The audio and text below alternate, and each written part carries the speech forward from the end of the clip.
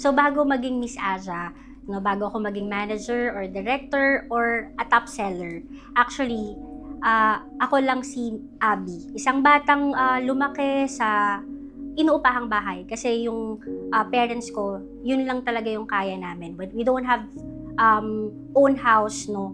Talagang palipat-lipat kami. I think 3 times kaming lumipat nung natatandaan ko nung bata pa kami. As in, lagi kaming nag-renta for the longest period of time, decades, always renting. Yung nirerentahan naming bahay, hindi yun yung mga subdivision or mga villages. Talagang depressed area. Kasi yun lang naman yung kaya ng parents ko that before. 8 kami magkakapatid. Ako yung pang-6 na anak. And then, sa hindi inaasahang pangyayari, maaga kaming naulila ng parents. So wala na agad kaming nanay at tatay. Ang age ko noon, I think, nasa 9 and 7 years old. Kaya yung nagtaguyod sa amin is yung aking pinakapanganay na sister, which is si Ate Michelle. Isa rin sa mga reason ko kung bakit sobra rin ako nag-push through dun sa buhay because of what we experienced nung time na yon. And sobrang thankful ako and grateful kay Ate Michelle kasi talagang hindi niya kami pinabayaan. Yung 7 niyang magkakapatid, talagang ginawa niya yung best niya na makatapos kami, no, and meron kaming kainin sa everyday, and kahit na wala kaming parents, talagang sobrang solid kami magkakapatid. Kami yung family na average lang, hindi kami yung mga matatalinong magkakapatid and yung sobrang talented. Madalas kami yung mga taong mga tahimik lang sa gilid, hindi yung parang laging nasa harap, pero iisa lang yung malinaw sa akin nung time na yon. I don't want to live this way ng buong buhay ko. Ayoko nang wala kaming sariling house. Gusto ko yung next na buhay namin, meron kaming sariling bahay. Hindi na kami magre-rent na matatakot na paalisin pag walang pambayad. Tapos maghahanap na naman ng area kung saan pwedeng mag-rent. Kaya yun, nagsikap kami. Actually, yung kuya ko, tsaka ako, 3 lang kami nakatapos. Even pinush kami ng ate ko na makatapos. 3 lang kami nakatapos kasi kailangan din naming maging working student. Nag-work kami sa fast food, sa McDonald's, nung college kami. Kaming lahat magkakapatid, talagang laking McDonald's working student. So sa umaga, napasok kami college, then sa hapon naman working student, kahit hanggang GY nag-work kami para may pambaon kami, tsaka pangbayad rin sa tuition kasi wala namang magsusupport sa amin. And naawa rin kami sa ate namin kasi nga siya lahat dun sa finance, sa house, sa food, and lahat. Kuryente, tubig, tsaka upa. So, yun yung everyday naming dilemma na pagka end of the month na, hindi namin alam kung saan kami kukuha ng pambayad ng mga bills namin. Then, ayun, nakatapos na kami ng pag-aaral. So, lang din naman yung school din namin. Hindi rin super private and all. Public school din, so sa pamantasan ng lungsod ng Muntinlupa kasi yun yung sobrang mababa lang din yung tuition. Sinikap ko talagang makatapos. Iba pa rin kasi pag graduate. After that, naging first job ko talaga yung real estate. Sobrang grateful ako kay Lord kasi binigay niya yung tamang career for me.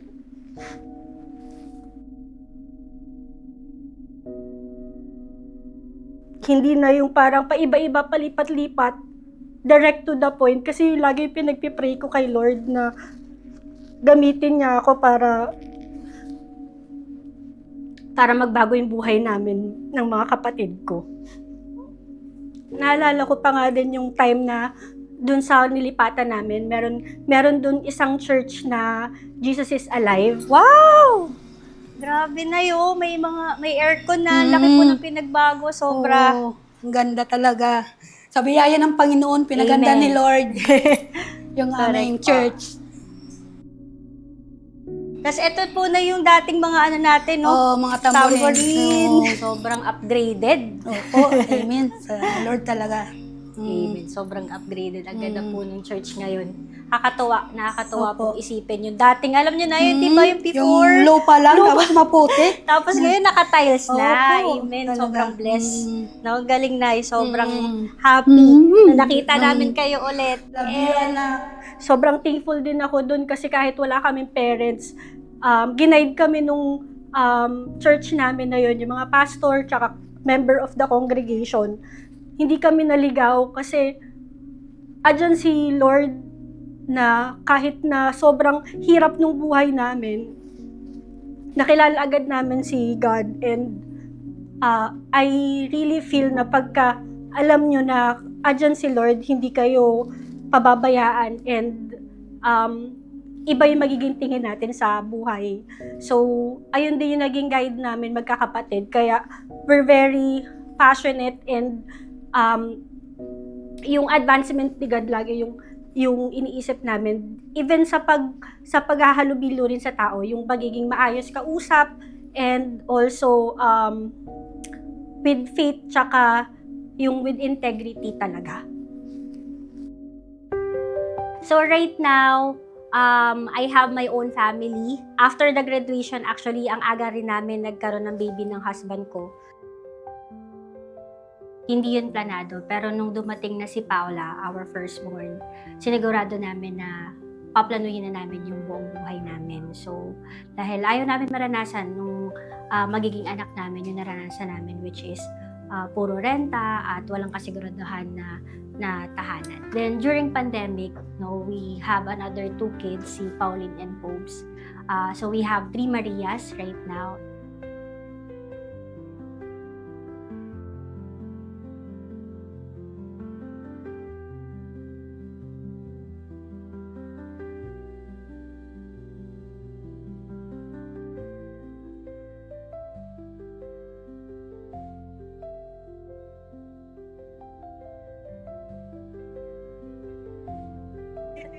Hello.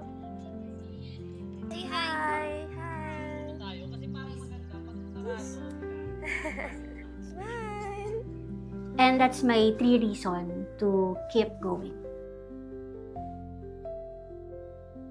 Again, after graduation, ito na agad naging first job ko, no? I think this is really my calling kasi I'm so blessed with this industry. Alam naman natin sa sales na hindi siya madali. No, we have targets, quota na kailangan i-achieve every 3 months, no? So walang kasiguraduhan din. Pero even like wala naman akong network, no, wala rin akong mga kakilalang mayayaman na bibili din ng property. Pero si Lord yung nagbibigay sa akin ng tamang client, tamang timing, and of course, yung mga transaction na this is really my career path. And I know that God is with me and He will prosper my journey here at Real Estate. Moving forward, 14 years of consistency, never tayong hindi na-reach yung target. We are blessed kasi beyond the target lagi yung nare-reach ng Aja Elite. From property specialist, no, naging top seller consistently, and then together with my team na patuloy na nagtutulungan kami, and I train them what I know in real estate, kung ano yung mga naranasan ko within the 14 years, dinuplicate ko yung sarili ko sa kanila. And of course, kung ano din yung mga goals and aspiration nila, I see to it na alam ko din para kasama nila din ako sa journey nila sa pag-abot din ng kanilang mga pangarap. 14 years of consistency, 14 years of rejection and growth, and 14 years of choosing to stay. Sa likod ng lahat ng achievement, titles, top seller, and all, hindi ko makakalimutan na merong isang batang Abby na nangarap na magbago ang buhay, nangarap na magkaroon ng sariling tahanan.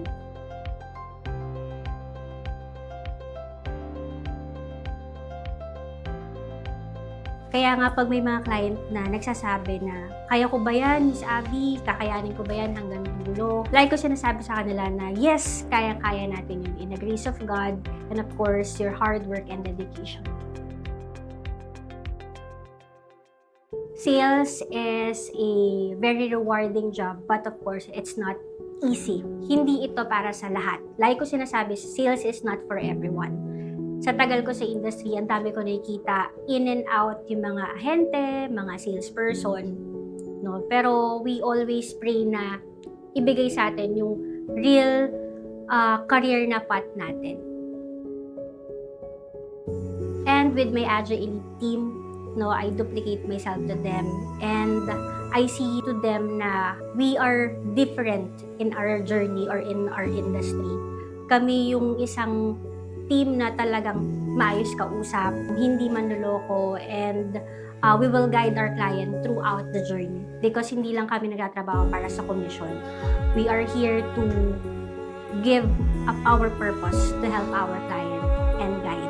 Dahil I believe, I see all the sellers here talaga na konti lang sa industry yung masasabi kong full yung purpose, like yung pagkakaroon ng integrity, no, maayos kausap, and not doing it because of money.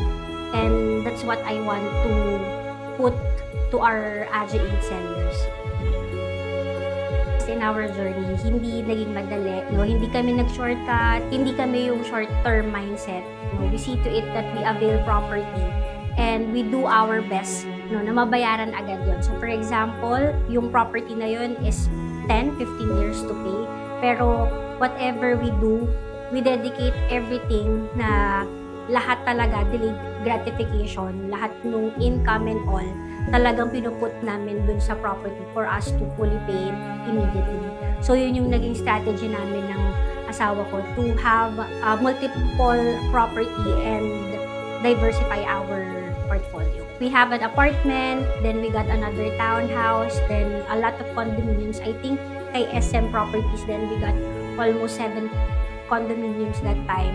And of course, hindi yun madali. So, ang ginagawa talaga namin is to avail property, make it rented out, no, para yung property na yun can generate income by themselves para ma-fully pay din yung isang property. Then, refinance, and then subok ulit, try our best to fully pay it immediately. So, all in all, we have vacant lot in Danghari. We also have a resort ongoing na construction, and then we have farm in Batangas, then another lot beachfront. So yun yung isang pangarap din namin na later on we will retire there, no, kasi mahilig kami sa dagat. So that's our dream, and it's really a blessing to have that, and hindi pa to tapos. So we have a lot of dream na we want to achieve. This is a proof, no, na right timing, right industry, right purpose, and faith with God, nothing is impossible. And of course, with all this blessing that we achieve, lagi pa rin nasa isip na ibalik yun, no, sa community, not only the community, but of course, with the advancement of the Lord. So, every year, no, we see to it na nagkakaroon tayo ng mga outreach program with Agile Elite, and of course, the 2529 Corp. No? So, way back 2021, 2022, pandemic time, hanggang 2023, hanggang ngayon, 2026, we always have that plan.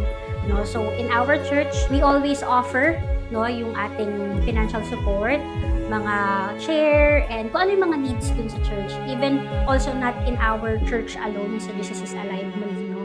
We also do, pagka may mga invites sa ibang church, pagka pumupunta rin doon, kung may nakita kami na something na need na service kay God, we see to it na yun din yung mga pinofocus natin, offering for the Lord's advancement. So right now, we are here in our Agile HQ here at Muntinlupa. So right now, we are a family of almost 50 employees, no, from J Project Solutions, yung ating interior, headed by my brother-in-law, Ives. And then, of course, 2529 Corporation, our mother company. And of course, our JPPM team. Then we also have the Every Roof yung nag-handle naman ng bank loan. We also have other brand. We have Luco, X-Control, and our GODP Enterprises, our social media marketing arm. And of course, the Agile Elite team, since the sales team naman is always on the go, laging nasa field. So, every now and then, dito tayo nagkakaroon ng shoot sa Agile Elite, then eventually, lagi tayo nasa field. Our culture, no, is we do not overpromise. We show real properties and we give real results.